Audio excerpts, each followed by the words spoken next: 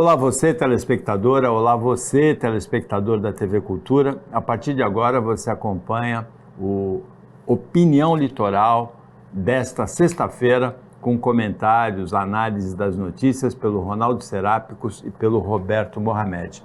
A primeira notícia atravessou a semana toda. É aquela questão da dama do tráfico que visitou o Ministério da Justiça, circulou pelo Congresso, pediram o impeachment do ministro Flávio Dino no Congresso, na Câmara, e ontem ele, irritado, disse que não vai demitir os assessores que receberam a primeira-dama do tráfico do Amazonas, Mohamed. Boa tarde.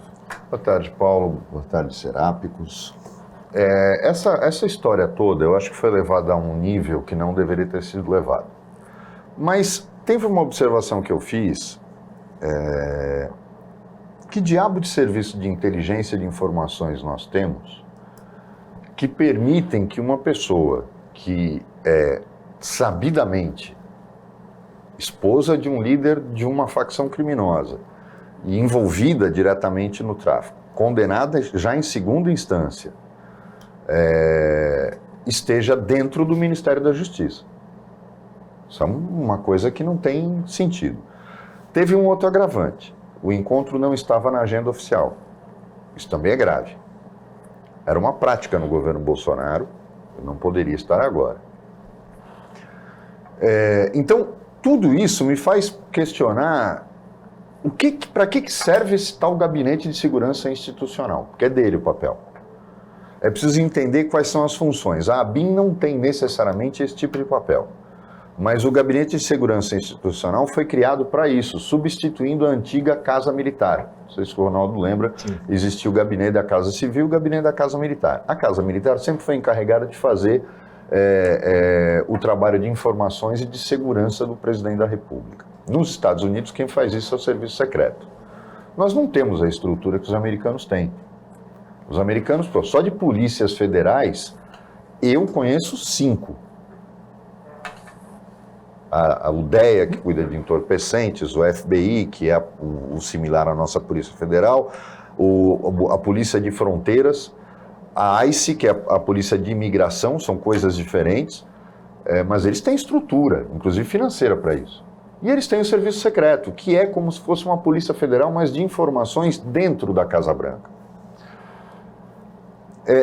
O que eu não consigo conceber foi esse bate-cabeça do Flávio Dino, inclusive, vamos esclarecer uma coisa, eu vejo gente séria, às vezes, postando fake news, sem prestar atenção em detalhes, porque a fake news é tão mal feita, que qualquer Zé Mané consegue descobrir que é falso e as pessoas ficam repetindo isso.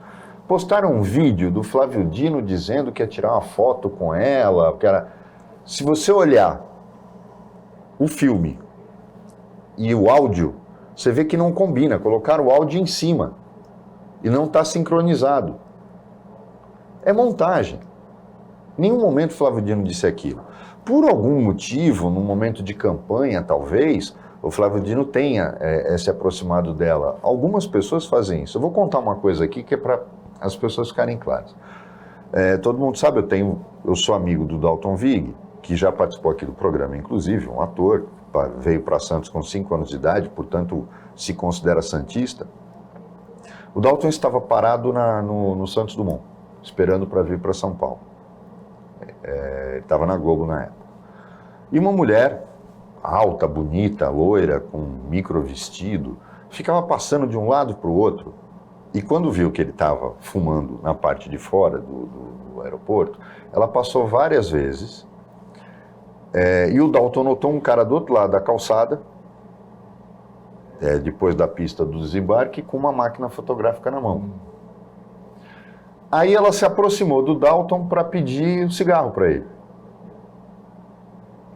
Não, pedir isqueiro para acender. Ela puxou um cigarro e pediu. E se aproximou bem dele. E o Dalton viu o cara da foto. Ela falou obrigado e o Dalton falou, agora você já conseguiu o que você queria, né? O cara já bateu as fotos. Você entendeu como funciona? Então, muitas vezes, você arma uma situação, não é preciso fazer montagem. Você arma uma situação para dar a entender alguma coisa que não aconteceu. Então isso é só para mostrar que fazer uma tempestade agora, e eu falo aqui sempre, o Kim Kataguiri, infelizmente, cai nesse tipo de armação e leva as coisas a um grau que não combina com aquilo que nós mesmos consideramos que esse menino tem de futuro na política. Não pode cair nesse tipo de armadilha. A Adriana Ventura, ela infelizmente se especializou nisso. Ela acha que marcar posição na política é ficar fazendo os videozinhos que ela faz criticando tudo. Oposição segue é uma burrice. Foi burrice do PT no governo Fernando Henrique Cardoso e é burrice hoje quando as pessoas acham que tudo que vem do governo, eu tenho que marcar posição, eu tenho que ser contra tudo. Não é assim. Acho que está se dando uma dimensão que o caso não tem, mas que está errado, está. E o Gabinete de Segurança Institucional tem que ser repensado, não só no governo Lula, mas nos futuros governos. Ronaldo Serápicos, boa tarde. Boa tarde, Paulo Schiff, boa tarde, Mohamed, boa tarde, telespectador de opinião. Esse episódio, Paulo, embora tenha tido uma repercussão talvez exagerada, ele é grave o suficiente para ser notícia, sim, e para preocupar. Porque o que aconteceu é inadmissível. Não pode acontecer, ainda mais no Ministério da Justiça. Eu entendo que o GSI pode ter falhado, Roberto, mas a situação é tão gritante que não precisava ser nenhum gênio, não precisava ter nenhuma estrutura de segurança generalizada, super moderna. Eu já fui assessor, e é função do assessor conhecer as pessoas que vão conversar com a pessoa que você representa, que você assessora. Então, se fosse um espião, se a moça fosse uma agente infiltrada de um órgão de inteligência escondida, mas não, ela não estava camuflada, todo mundo sabia quem ela era. Bastava uma consulta rápida em qualquer meio, através da internet. Só colocar o nome no Google, né? Coloca o nome do Google, o assessor, você tem que saber com quem você está recebendo, quem você está levando para conversar com o seu líder, com a autoridade que você representa. Então, que houve falha, não tem dúvida nenhuma. Que é grave, também não tenho dúvida nenhuma, porque nós não estamos falando de um ministério que recebe todo mundo, que abre as portas para negociar, nós estamos falando de um ministério que é ligado diretamente à segurança institucional do país, né? Então, houve a falha. Aí, o que a gente espera do ministro nessa hora? Que ele venha a público e diga, olha, foi uma falha, erramos e estamos tomando tais providências. Se ele acha que não é necessário demitir o assessor por causa disso, fala, todo mundo é humano, foi um erro, eu vou dar uma chance para a minha assessoria corrigir isso, tudo bem. Agora, o que ele está fazendo, na verdade, primeiro, não explicou que medidas serão tomadas para evitar uma vergonha dessa, que volte a acontecer, e não vai demitir o assessor tipo como uma rinha com a oposição, né? Olha, não vou fazer o que vocês querem, ficou bravo e tal. E não é isso que a gente quer do ministro. Eu acho que erros acontecem, o ministro tem que reconhecer e indicar como ele vai corrigir. É a mesma postura que nós cobramos naquele episódio da ministra da Igualdade Racial, naquele episódio que uma assessora colocou nas redes sociais ofensas lá, torcedores do São Paulo, era final São Paulo e Flamengo, e foi um erro, uma falha, você tem que reconhecer, olha, foi um erro, nós vamos corrigir, isso não vai acontecer mais, é inadmissível, ponto, acabou. Agora, a partir do momento que você começa a fingir que não, isso não é nada, isso é besteira, estão fazendo isso para me prejudicar, errou, reconheça que errou e como autoridade, tome as providências para que o erro não se repita. Mohamed, domingo houve arrastões nas praias de São Vicente, Itararé e Gonzaguinha. Houve uma grita, porque foi um episódio realmente chocante. A polícia militar chegou a ter que usar gás lacrimogêneo contra os participantes desse arrastão.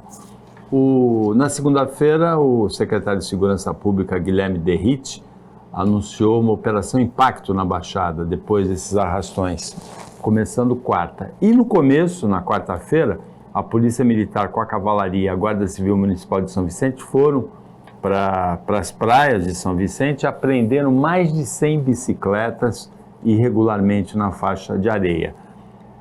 Houve a Patrícia Gores contou hoje de manhã na Jovem Pan um episódio de uma criança de 9 anos que desafiou um policial, dizendo, quem você pensa que é? Agora está levando a bicicleta, mas o comando vem aí. Isso me lembra a Família Maldita. Não sei se você lembra, eu era bem novo.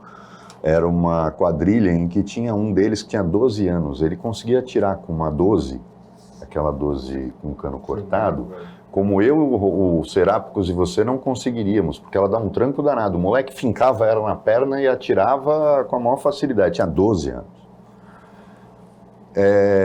Eu acho que o grande problema aí, a gente tem que analisar a coisa sob vários aspectos.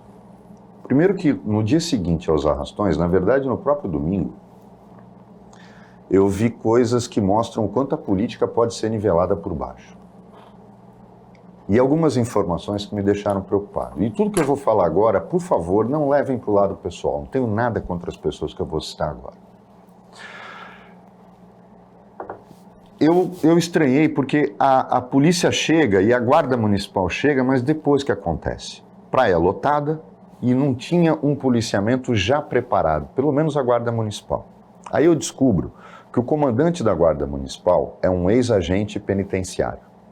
Gente, quem em sã consciência coloca um agente penitenciário? Eu estou falando de experiência. A experiência dele, profissional, não é policial. É dentro do sistema prisional. Ele não tem nenhuma experiência de policiamento. Todas as polícias, as guardas municipais que a gente conhece, têm coronéis da PM no comando. Por quê? Guarda municipal não é polícia, o STJ já deixou claro, a Constituição não permite. Mas digamos que um dia elas se tornem polícias municipais. Elas vão ser polícias com uma atividade similar à da PM, jamais da Polícia Civil. Porque a Polícia Civil é polícia judiciária, ela faz investigação. Ora, se a Guarda Municipal, o máximo que ela chegar quando se tornar polícia, porque há vários projetos de emenda constitucional para que isso seja possível, ela é similar à PM, ou seja, policiamento ostensivo, por que eu vou colocar um cara do sistema prisional para comandá-la? Tem que ser alguém da PM. E tem muita gente boa aposentada da PM. Então, quando eu falo aqui que o problema do governo do Caio Amado é que ele não manda na prefeitura, porque ele loteou tudo, tá aí a prova. Segundo, eu vi a Solange Freitas, que pegou 4 secretarias no governo do Caio, portanto faz parte dessa administração, reclamando do descaso da administração, dizendo que ela faz a parte dela trazendo verba. Ora, ela faz parte do governo agora. Ela não tem que ter vergonha de falar isso. Ela tinha que ter tido vergonha de fazer o acordo. Então, a exploração política daquilo foi vergonhosa e lamentável.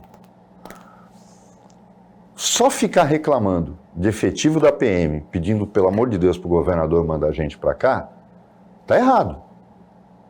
Investe em câmeras, investe em controle. Sabe qual foi o último grande concurso da Guarda Municipal de São Vicente, Paulo? No governo do Márcio França. Faz tempo, né? Pô, passou Tércio, Billy, Pedro, e agora o Caio está falando que vai investir. Ninguém fez nada. Está se pagando o preço. Efetivo muito pequeno. Muito pequeno. Olha, Paulo, é um drama a ausência de uma política geral, nacional, de segurança pública, que sirva de estrutura para que estados e municípios a sigam, né? Então, tudo cai nas costas da Polícia Militar. A Polícia Militar, a gente sabe, não tem como estar em todos os lugares ao mesmo tempo, então hoje nós estamos compartilhando, né, delegando uma parte da segurança pública aos municípios. Então, eu entendo que o município tem a colaborar.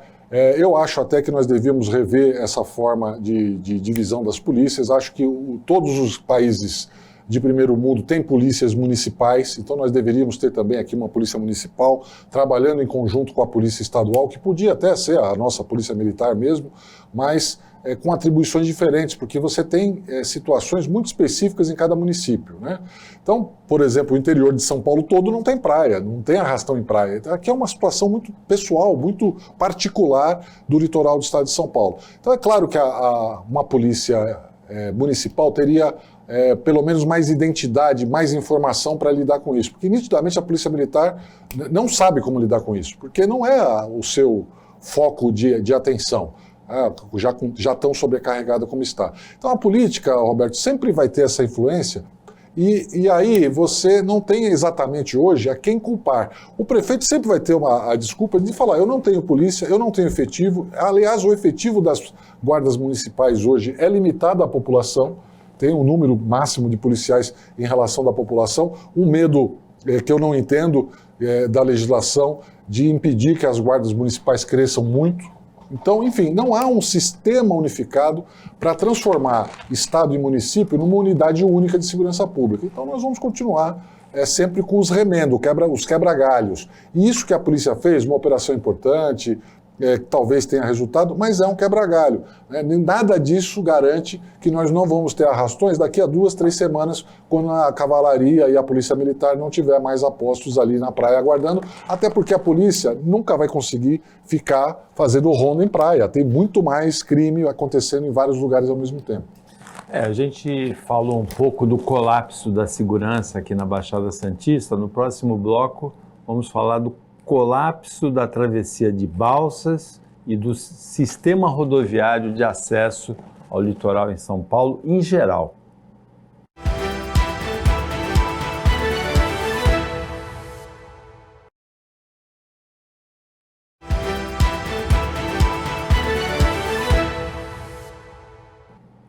Voltando com o Opinião Litoral, nesta sexta-feira, o Ronaldo Serápicos e o Roberto Mohamed estão analisando as notícias com você.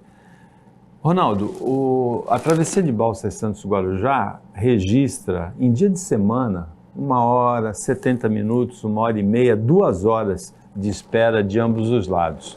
São Sebastião e Ilhabela, durante a semana mais tranquilo, mas no final de semana, um inferno equivalente. Sair da Baixada Santista por uma estrada, ou do litoral paulista, para ir para o interior, para ir para São Paulo, para ir para outro destino, é uma operação que a pessoa tem que pensar 200 vezes antes. Vir para cá, uma tortura equivalente. Aparentemente, o sistema rodoviário de acesso à Baixada e ao litoral e as travessias de Balsas estão completamente colapsadas. Sim. Então, e isso é um problema gravíssimo para uma região que pretende ser metropolitana. Eu digo que pretende porque, de fato, nós nunca conseguimos fazer essa integração geral. Existe hoje uma necessidade da população que mora numa cidade e trabalha em outra, que transita pela região metropolitana. Então, essa conurbação de cidades que nós temos aqui hoje, geram uma região metropolitana caótica, que as pessoas é que determinam como que isso vai ser feito. Não há política metropolitana.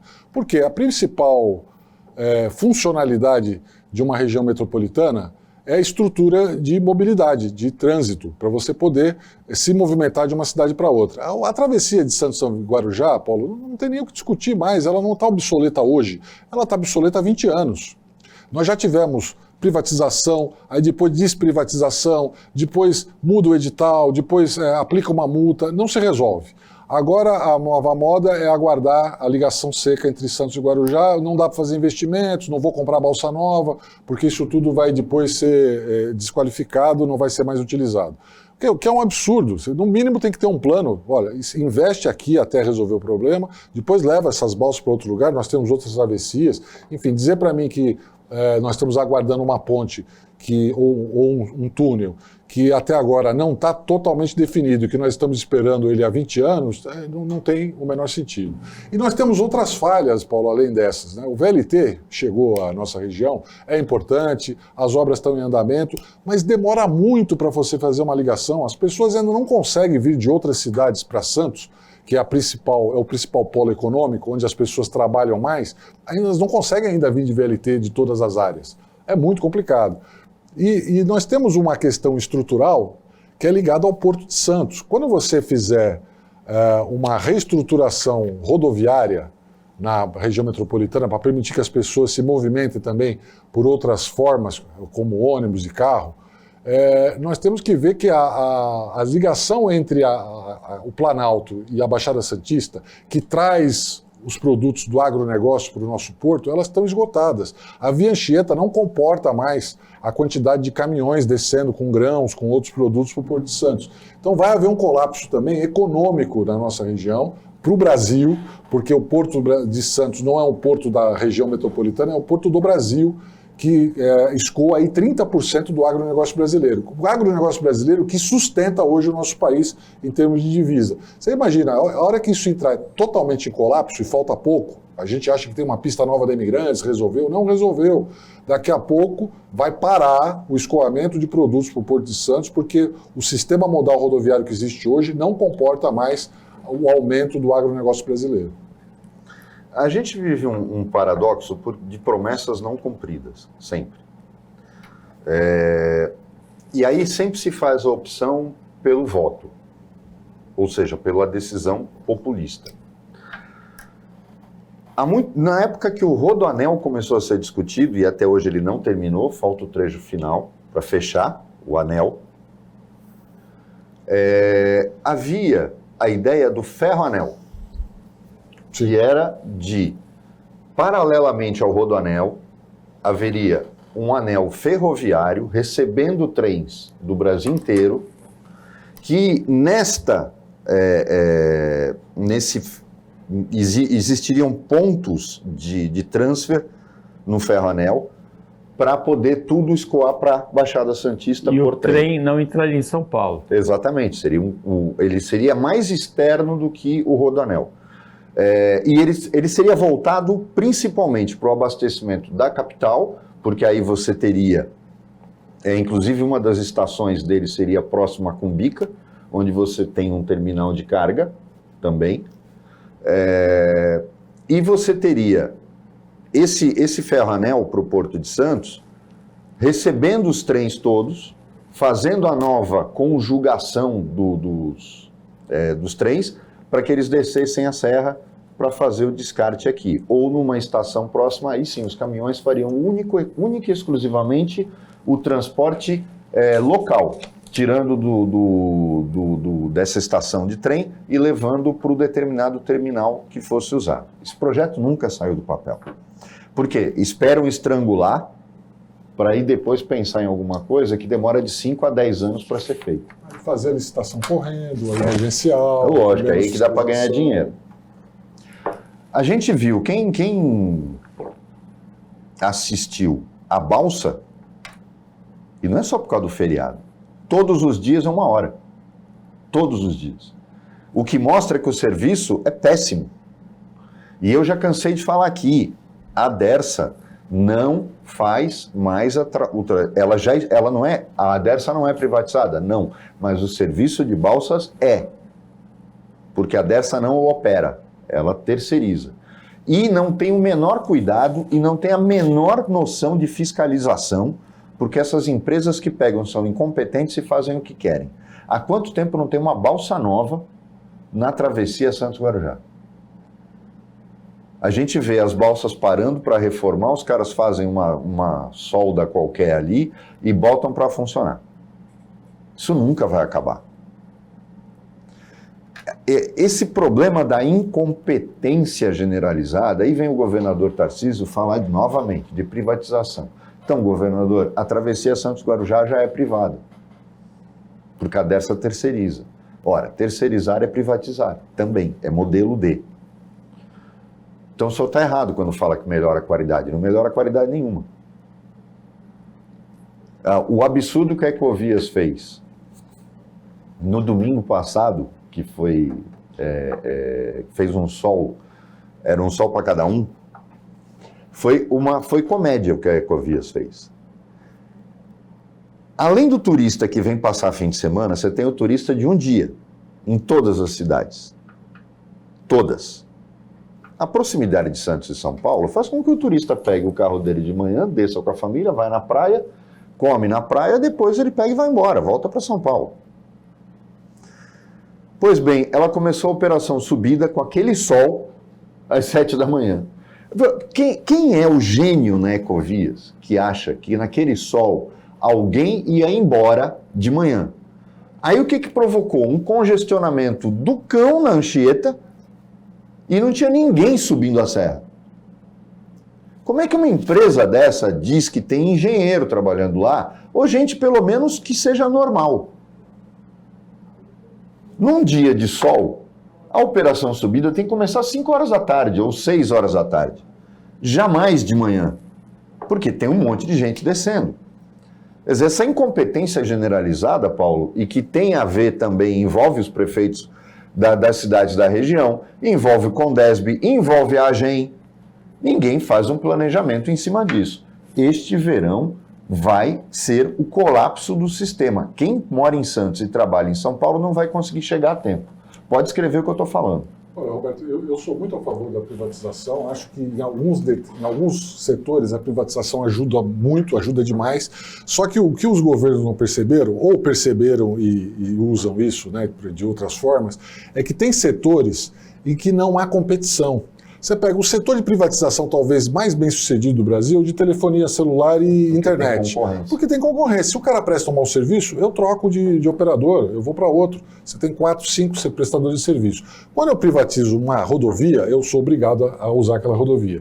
Quando eu privatizo, por exemplo, Sabesp, eu vou ser obrigado a usar o serviço da empresa que for, porque não tem como eu trocar. A gente vive isso na energia. Pois é. Aí, você não pode optar. Você é obrigado a ficar. Então, mesmo tendo algumas empresas, eles não são concorrentes. Na verdade, é um grande cartel porque você é obrigado a ficar com aquela que atinge a sua região.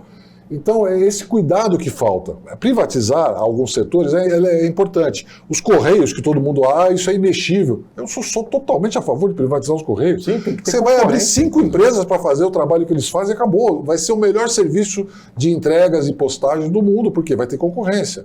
Agora, outros setores você tem que tomar mais cuidado. Então, rodovias, ferrovias, abastecimento de energia elétrica e água, esses têm que ser muito cuidadosos. É considerado o maior sistema de travessias por balsa do mundo, 25 mil veículos por dia, o que significa apenas a tradução da incompetência das nossas autoridades para construir uma ligação seca num trecho tão importante quanto Santos e Guarujá, a ligação entre Santos e Guarujá. A gente falou aqui nessa semana de Praia Grande com praias impróprias. Depois do feriado de quarta-feira, na manhã de ontem, Praia Grande amanheceu com as praias repletas de lixo. As pessoas já são porcas por natureza, né? Só que isso significa, e aí a gente tem que bater palma. Quando eu falo da questão do litoral e que Santos é cercada por cidades, e eu torço para que a gente não caia na mão de uma pessoa no comando da cidade que destrua toda a infraestrutura que ela tem. Diariamente você vê os veículos limpando a faixa de areia de Santos, todo dia. Não é o prefeito ficar só reclamando que as pessoas fazem sujeira. Em Praia Grande parece que o equipamento não dá conta da quantidade de lixo. Não, na Praia Grande, na verdade, não é feito esse trabalho todo dia e não é feito esse trabalho da forma adequada. Aí é incompetência de quem está fazendo a gestão da cidade. Como eu sempre digo, é uma empresa privada, porque não tem fiscalização. Se tem fiscalização, a empresa é obrigada a entregar aquilo que ela se comprometeu a fazer, que é o caso do setor elétrico. Se pelo menos, não tem concorrência, mas se pelo menos houvesse fiscalização, a coisa já estava resolvida. O Ronaldo Serápicos comenta essa questão do lixo de Praia Grande. Então, Praia Grande, se correr para o mar, está poluído, não tem vulnerabilidade. Se ficar na areia, tem lixo. Como é que faz o banhista em Praia Grande, hein? O Ronaldo comenta depois do intervalo.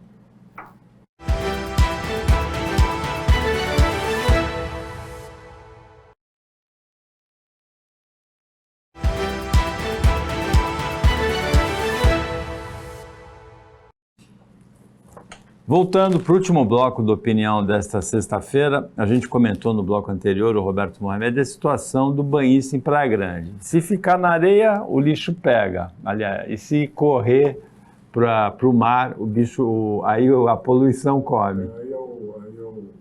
Que dilema, hein, Ronaldo? Olha, Paulo, para mim, a questão da limpeza das praias é um tripé. O primeiro é que a prefeitura tem que fazer limpeza. Não tem jeito, não adianta você achar que a natureza humana vai mudar de um dia para o outro. Tem que fazer limpeza, tem que ser diária, tem que ser nos momentos de pico, tem um feriado, tem que se preparar, tem que comprar equipamentos, tem que fazer. Então, a prefeitura que não faz está cometendo um erro, porque a praia é um patrimônio talvez dos mais valiosos que uma cidade litorânea pode ter. Então, a Praia Grande, Santos, São Vicente tem que cuidar das suas praias. E para isso tem que ter equipamentos adequados para fazer limpeza diária, se for necessário. Os outros dois pilares, Paulo, para mim, nós temos exemplos em outras situações, que são educação e punição. A punição, por exemplo, cinto de segurança. Quando mudou o Código Brasileiro de Trânsito, quando ele passou a vigorar, ninguém queria usar cinto de segurança. Um monte de gente falou para mim, não vou usar cinto de segurança. Depois da terceira multa, amigo, todo mundo usa cinto de segurança, tá? Acabou essa história, você não vê ninguém na rua sem cinto de segurança. Aí os veículos agora, inclusive, apitam se você não usar o cinto. Então, assim, o sujeito jogou lixo, tem que ter fiscalização e tem que multar. Multa na hora. Já deixa o cara, ou então já expulsa o sujeito lá, então você tem que ter essa punição. Mas tem que ter também educação, você tem que criar um clima para que as pessoas entrem nessa onda de civismo, de perceber a importância de você ter um lugar bacana, legal, limpo, para você se divertir, você e sua família. E o brasileiro tem muito disso, da falta de um incentivo para fazer a coisa certa. Porque no Brasil você vê muito isso. O cara entra num fast food, faz o lanche dele lá e tal. Quando ele termina, ele pega a bandejinha, vai no lixo e joga no lixo. Ele sai do fast food, vai na calçada, abre uma bala, tira o papel e joga na calçada. Então, porque ali dentro existe uma cultura que é norte-americana, que veio de outros países, de fast food, onde você pega a sua bandejinha e joga no lixo. O brasileiro topa, fala, faz parte, esse que é o sistema, ele topa, ele vai lá e faz. Quando ele vai para a rua, ele fala, bom, a rua já não é de ninguém, que se dane. Nós temos o hábito de achar que as coisas públicas não têm dono, que vale tudo.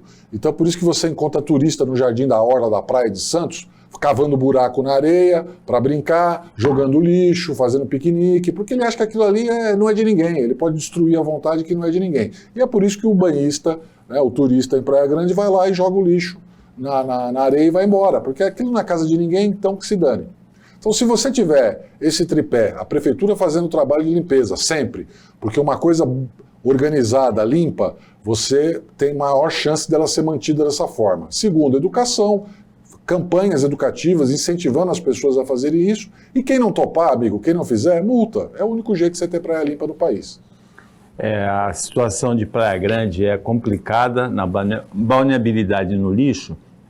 Mohamed, você acha que a prefeita Raquel Kine poderia ir até a Praia do Tombo, dar uma olhadinha como é o esquema lá? A Praia do Tombo, pelo 14º ano consecutivo em Guarujá, tem um selo azul. Com a cooperação das pessoas. Exatamente. A Praia do Tombo é uma outra situação. Os surfistas que a usam, porque ela é uma praia voltada para isso, eles tomam conta da praia. Eles não querem que ela esteja suja. É diferente. A Praia do Tombo e o Guaiúba, que também tem esse tipo de coisa, são praias que não podem ser comparadas. No próprio Guarujá, vai na Enseada para você ver se é assim. Vai na praia de Pernambuco, que aquele pessoal das casas vive reclamando, as pessoas deixam aquilo um chiqueiro. Não é assim, o Paulo. O Tombo e o Guaiúba são exemplos completamente diferentes, como é a Praia das Vacas, que os militares tomam conta. Itaquitanduva. A gente chama de Praia das Vacas. Você vê que ela é limpinha. Por quê? Porque ali está perto, é área militar e aí ninguém dá uma de besta. Tem patrulhamento. Então, é preciso entender, as pessoas são um grande problema. Só que o poder público não pode só ficar reclamando que as pessoas são porcas. É da natureza? Mas ele não pode só ficar reclamando. Mas uma campanhazinha, né? Não, sabe, eu já fui, eu tive na Praia Grande agora, essa semana.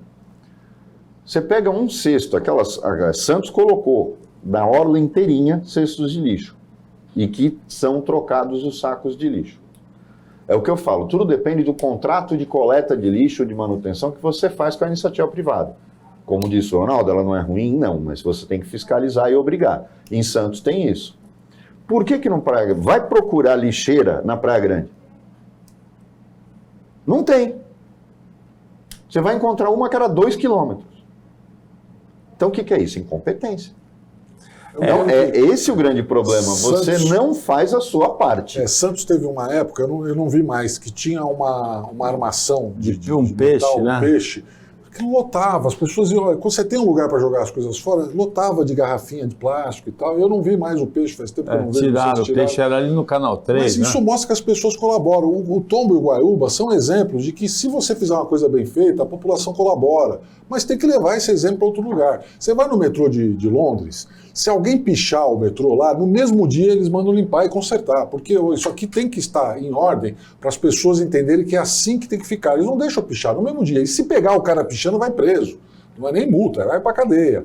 Então, você tem que manter a praia limpa para acostumar as pessoas a que a praia limpa, esse é o jeito, e cuidar, cesto de lixo, formas de você descartar o que você está usando. Eu acho que as pessoas com um pouquinho de cultura, de educação e um pouquinho de punição quando precisar, elas vão topar fazer. Mas você sabe que a gente é obrigado a pensar numa coisa. Quando o Brasil era macaco de auditório da Europa, ou seja, até as nossas Forças Armadas seguiam um modelo francês de treinamento e tal, isso se refletia no país inteiro.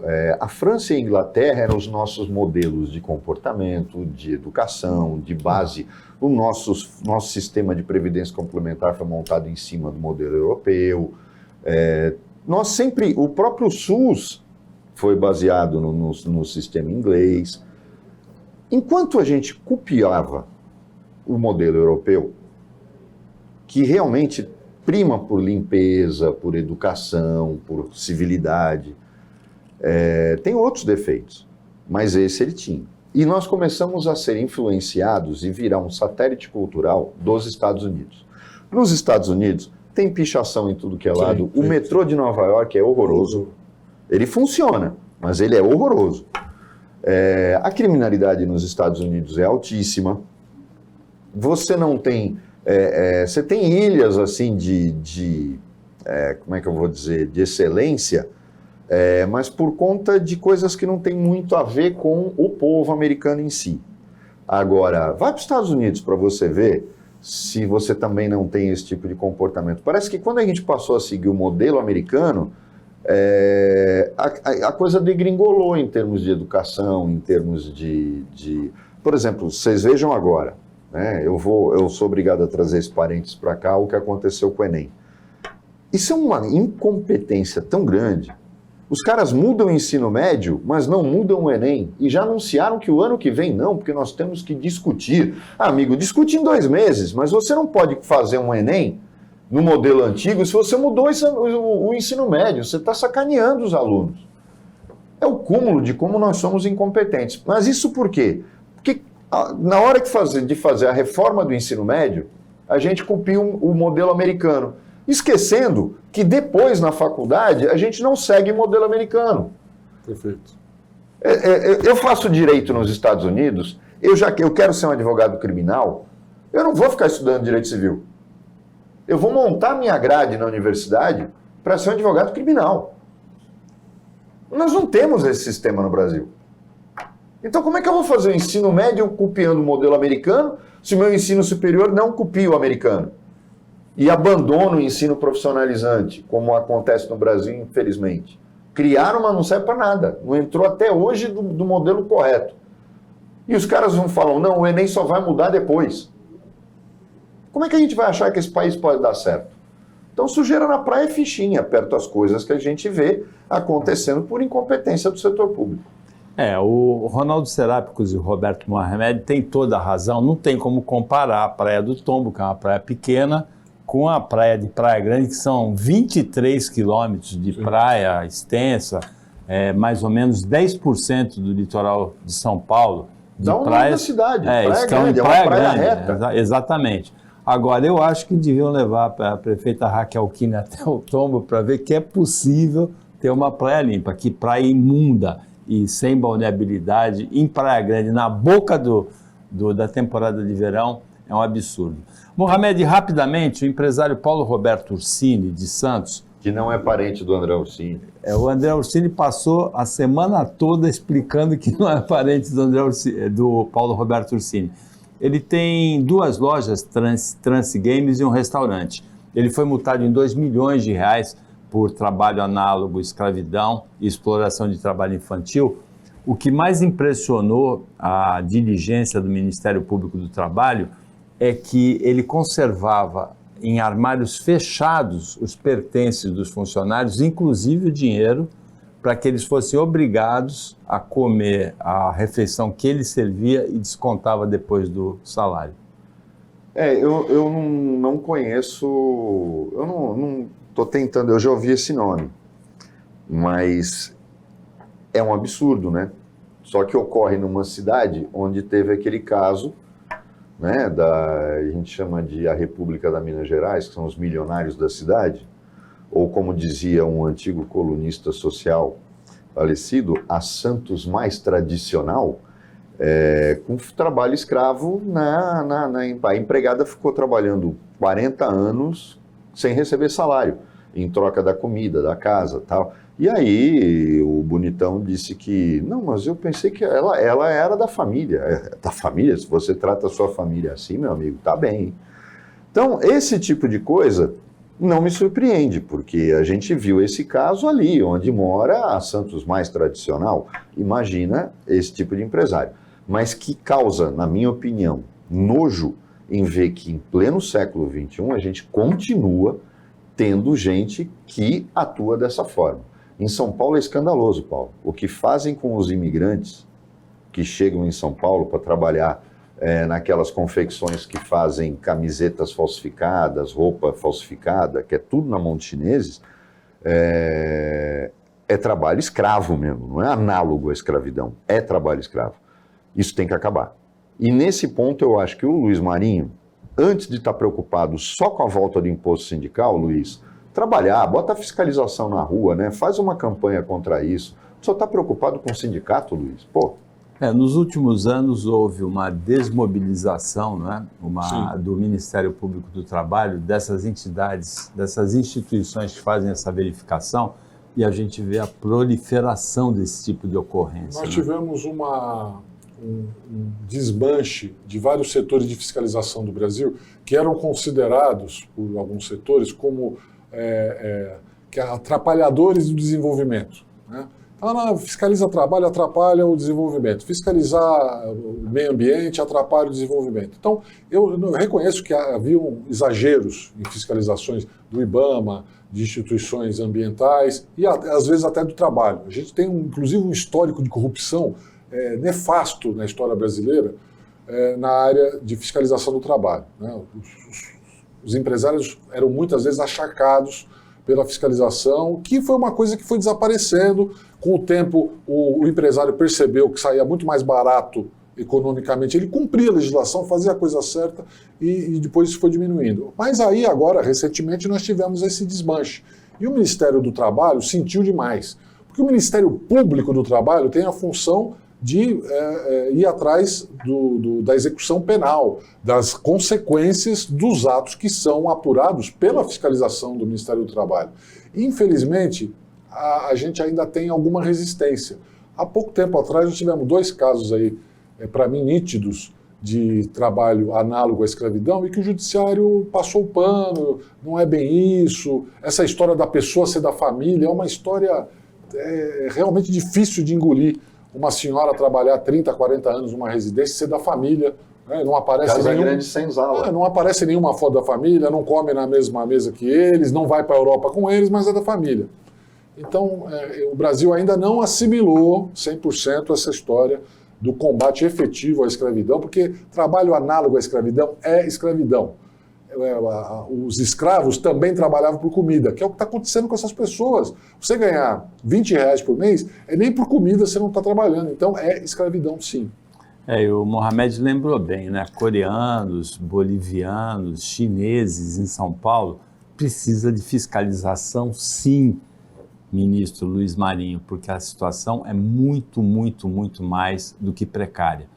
Chegamos ao final do Opinião Litoral desta sexta-feira, agradecendo muito as participações do Ronaldo Serápicos e do Roberto Mohamed, o trabalho da equipe técnica e de jornalismo do Sistema Costa Norte e a você que acompanhou a gente mais essa edição. Até segunda-feira, nesse mesmo horário depois do Jornal Litoral, e um ótimo final de semana, apesar das ameaças de ventania, apesar do calorão, um ótimo final de semana para você que você merece.